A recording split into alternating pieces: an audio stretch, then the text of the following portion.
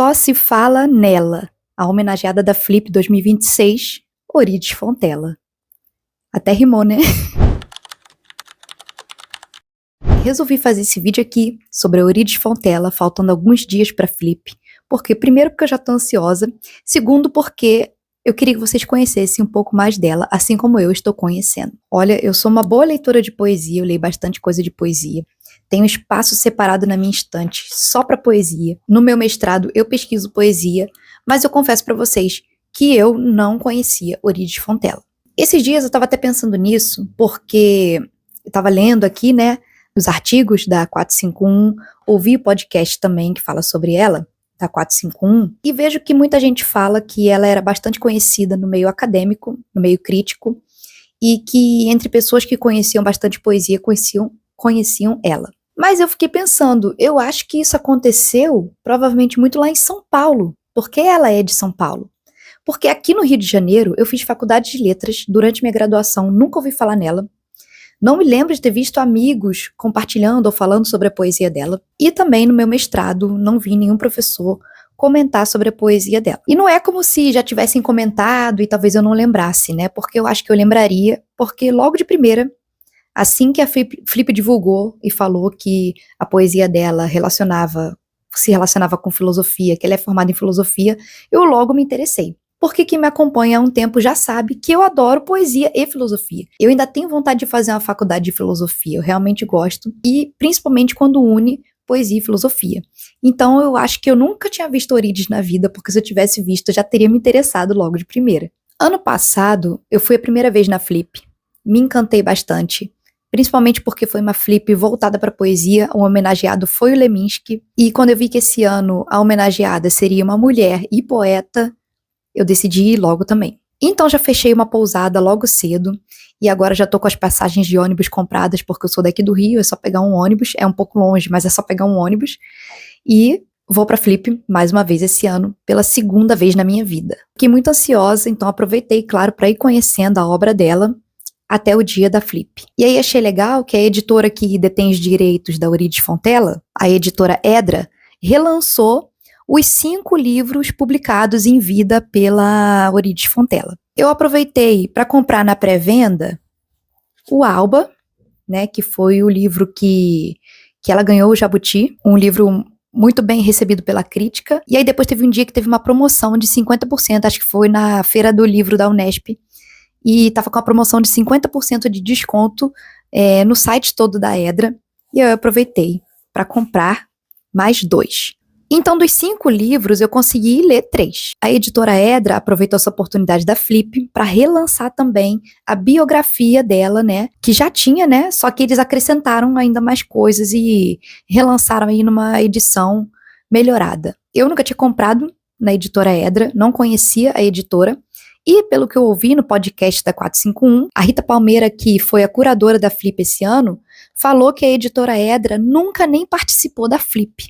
Então isso é muito importante, né? Tanto para o grande público conhecer ou revisitar a poesia da Euridice Fontela, quanto para editoras menores, como a Edra, a participarem de eventos grandiosos, né? Como a Flip, que é um evento internacional. Ano passado, foi o Leminski e a Companhia das Letras que publica os livros dele.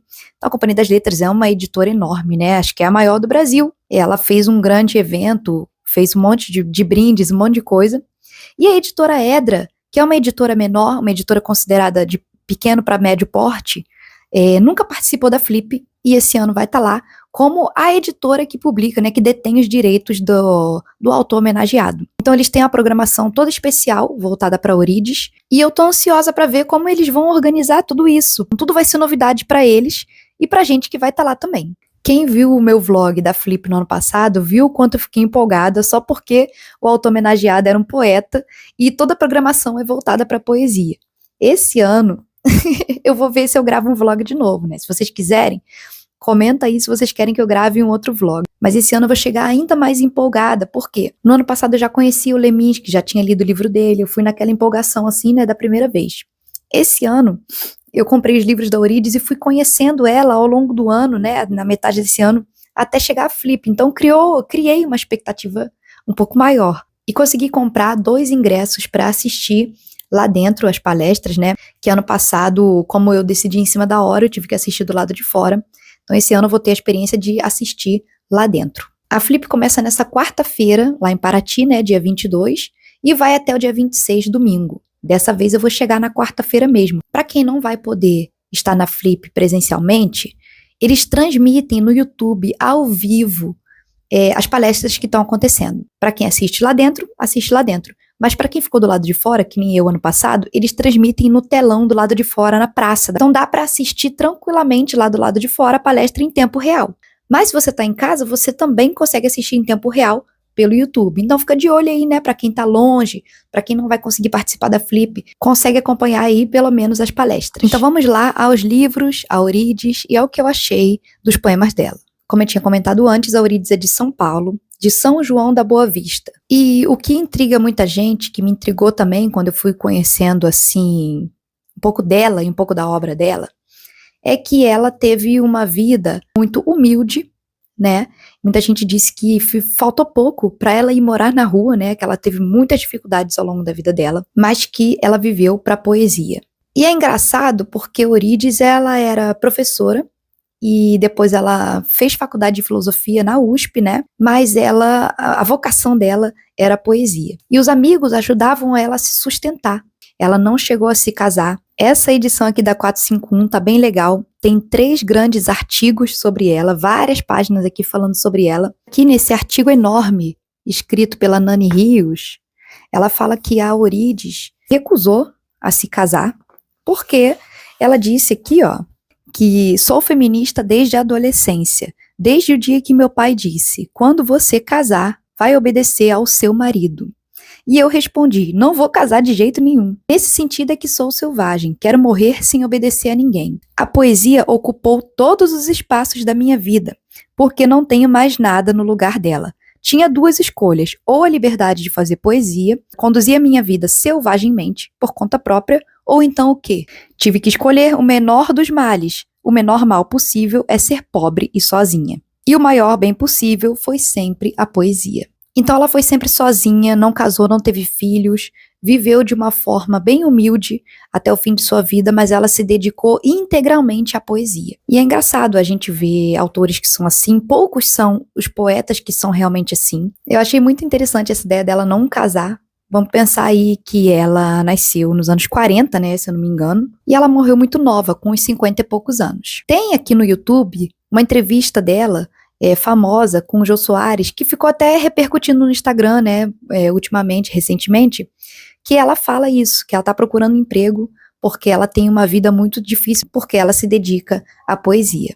Lendo tudo isso aqui, né, que tem disponível nessa revista, ouvindo o podcast, a gente vê que ela parece ter algumas questões, né, ela parece ter algumas dificuldades de interação, algumas dificuldades em relação questões pessoais dela mesmo, né, e que o Augusto Massi, editor aqui da obra dela, também foi amigo dela, ele fala numa entrevista aqui nessa revista, lá no final, hoje diriam, né, que a Eurídice Fontella seria uma pessoa divergente, mas na época não se usava esse termo.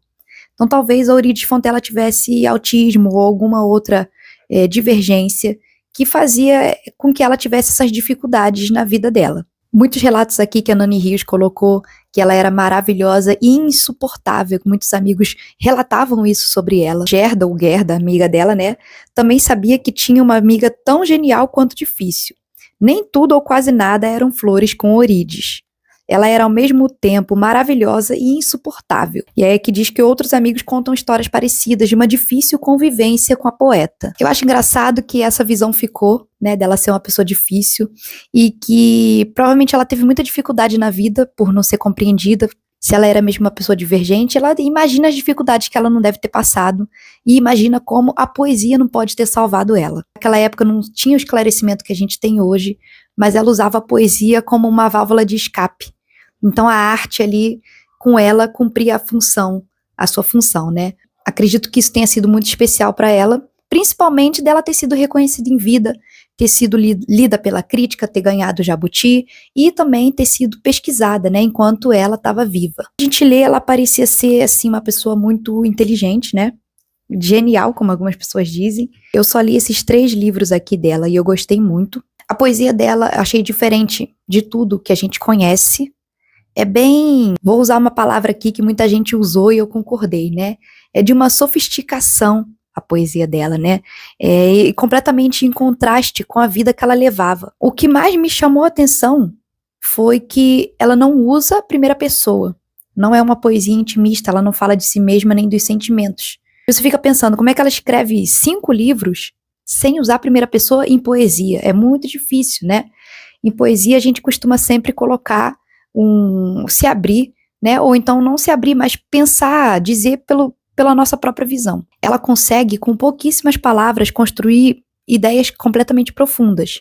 Isso foi o que mais me impressionou na poesia dela, que é puramente filosófica. A editora Edra estava promovendo um clube de leitura online, gratuito, né?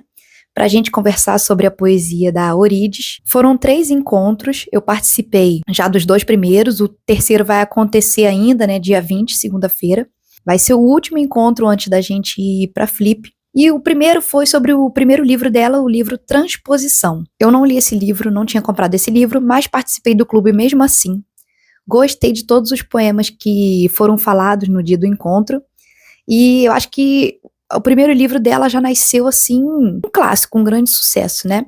Até que nesses artigos diz que Transposição, que foi o primeiro livro dela, já é o livro que resume toda a obra dela, né?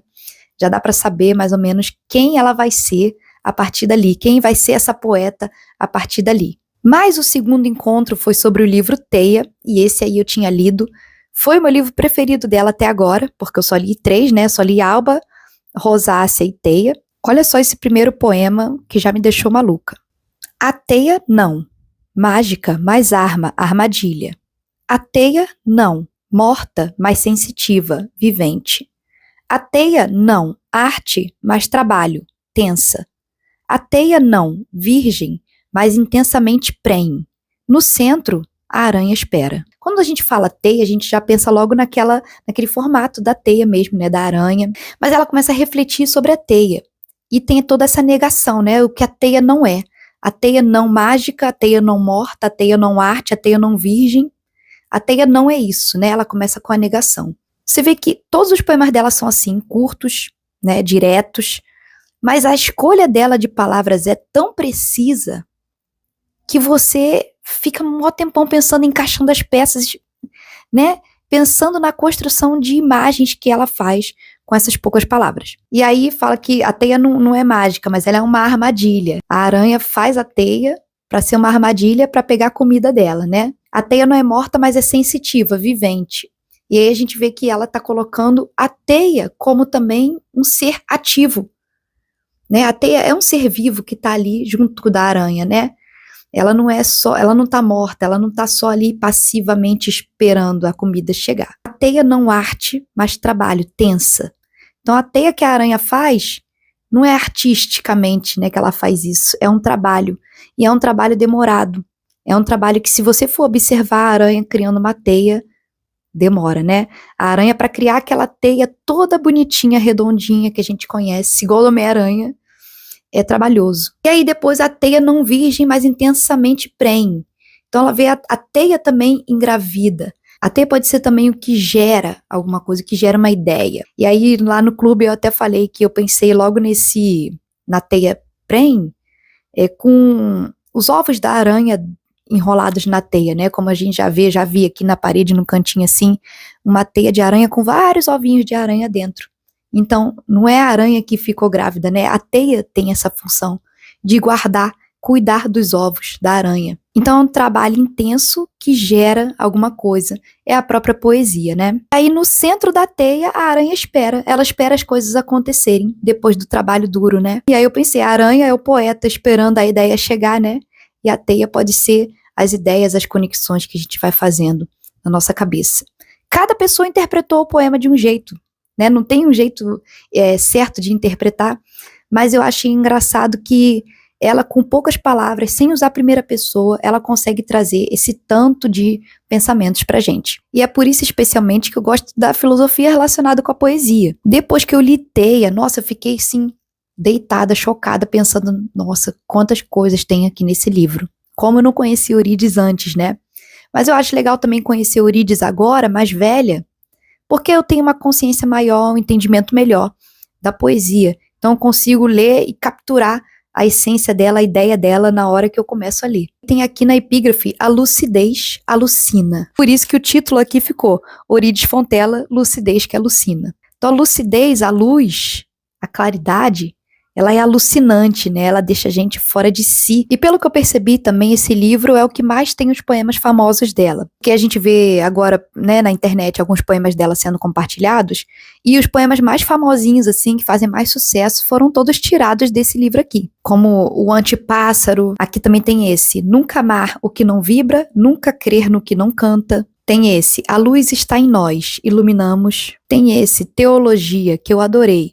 Não sou um deus, graças a todos os deuses. Sou carne viva e sal, posso morrer. Tem esse, que é o que eu mais vejo na internet. Mão única, é proibido voltar atrás e chorar. Tem esse, carta, da vida não se espera resposta. Já imagino logo esse poema aqui no boné, lá na flip, na camisa, ou na estampa de uma bolsa, de uma ecobag, quem sabe. Vamos ver se a gente não encontra isso por lá. O Axiomas, que é o poema que está aqui atrás, ó.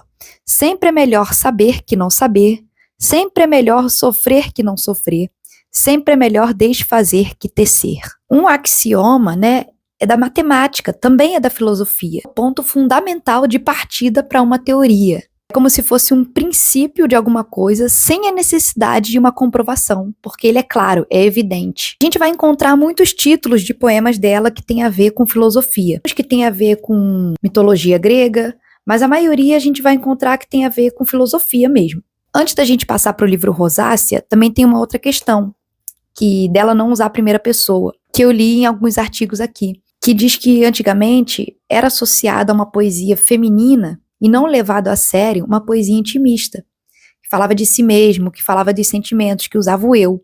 Então, para ela ter um reconhecimento, ela pensou nisso, né? Eu não vou fazer poesia considerada feminina. E aí ela constrói esse estilo de poesia próprio dela, que realmente a gente não consegue ver ali nenhuma nuance da vida dela humilde, da infância dela em São João da Boa Vista. A gente só consegue perceber das coisas que ela gosta, né, como os pássaros, que no podcast diz que ela gostava de imitar o som dos pássaros, a filosofia, porque sempre vai ter referência a filósofos, e a gente encontra até umas referências a outros poetas, como Carlos Drummond de Andrade, que é óbvio, ela também se inspirava nele. Depois, quando li Rosácea, eu não senti aquela coisa que eu senti com Teia, mas eu gostei muito dos poemas aqui.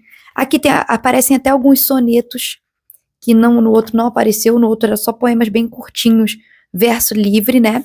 Tem até um soneto dela, que ela escreveu para a irmã dela, nascida morta. Soneto à minha irmã nascida morta. Essas edições da Edra tão legais porque elas têm também facsímile aqui atrás.